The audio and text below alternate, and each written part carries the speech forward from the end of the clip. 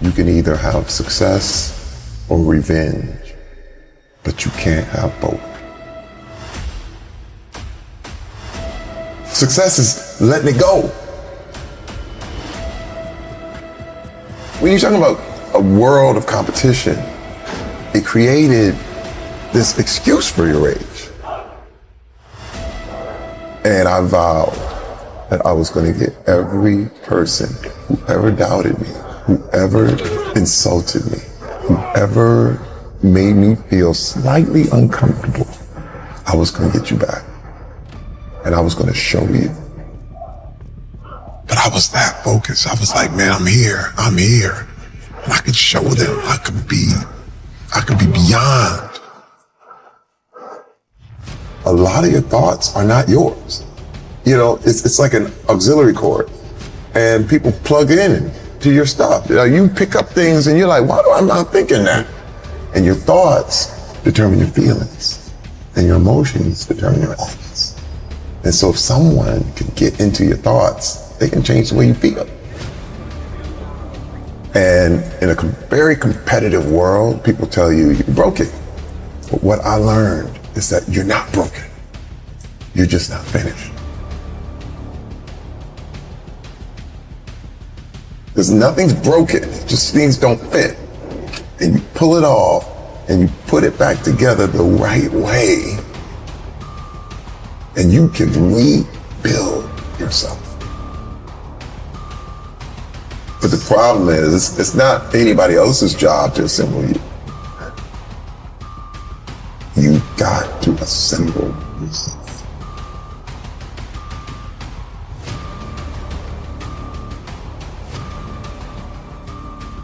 And when we talk about rage,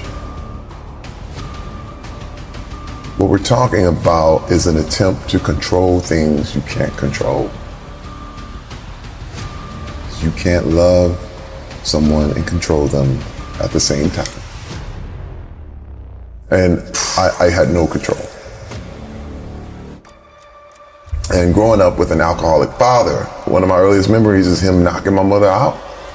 And I was like, got it, man. You run the world right now until I do. I was obsessed with muscle even as a little kid.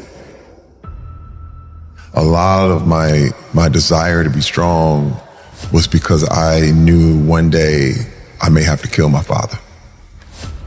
He was unending, never bending, just constant intimidation. And I had a desire to get strong. I knew I had to one day would have to protect my mom, protect my family. I started living my life like I was in a revenge movie. I was exhausted. It would be the end of me. I would do this stuff where I would go work out, and then I would work out until I couldn't move. And then I would rest up, and then I would go and I would flex my muscles until they cramped. It was sadistic. It was masochistic. Yeah. But I said, I will never stop doing sit-ups. I will never stop. Again, sit-ups and push-ups until my stomach, till I was curled over in tears. Oh my gosh. And then I go do more. Because I said, no one's going to beat me. I realized that the image of Terry Crews was more important than who Terry Crews was. Because you have to know who you are. Absolutely. You have to share who you are. But the game is not to share who you are. The big thing, growing up, I cared what everyone thought. Especially when you're in that world like that, everyone's opinion mattered way too much. And how do you learn to not care or ruminate on the opinions of others now? When you've been so conditioned to people please for years, how did you? It takes time. Yeah. It's not overnight. And I would never encourage anybody to just go test it out. Yeah. You know what I mean? It's something that takes years and years. The big thing about being tough is people thought, you'd be able to throw punches, but it's really about endurance. Mm-hmm. Being able to be alone. Being able to stand alone. But change is inevitable.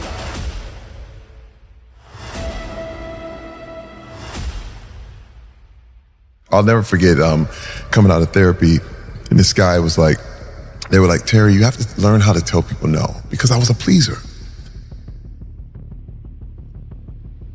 I remember being in counseling, and the counselor asked me, she said, what if a director told you to do something you didn't want to do? I said, well, I have to do it. And she said, no, you don't. I said, yes, I do. She said, no, you don't, Terry. I said, well, I'm an actor. She said, yeah, but you don't have to do what everything the director tells you to do. I said, yes, I do, because I'm an actor. She's like, no, you don't. And she said, Terry, you don't have to do what you don't want to do.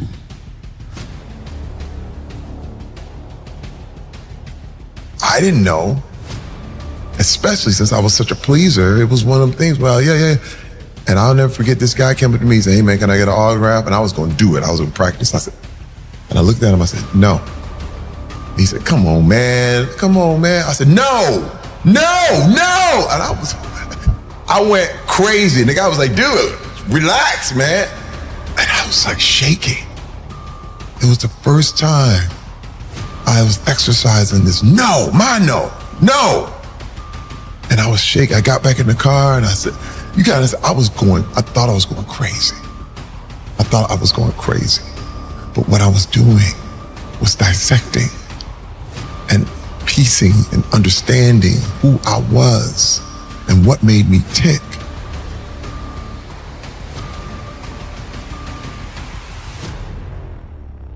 Why do I feel angry if someone says that? Or why am I insulted? Why? Is it me or is it them? And see, and once I started asking these questions, I could let it go. You gotta start exercising it. Just ask yourself why you're so offended. How did I get here? The thoughts turned into emotions that turned into actions that turned into mania. You have to do what's within your power to make things right. Remember, you were out of control before. Anything can make you go off. This is responsibility. Mm-hmm. You have an ability to respond differently. You have that now.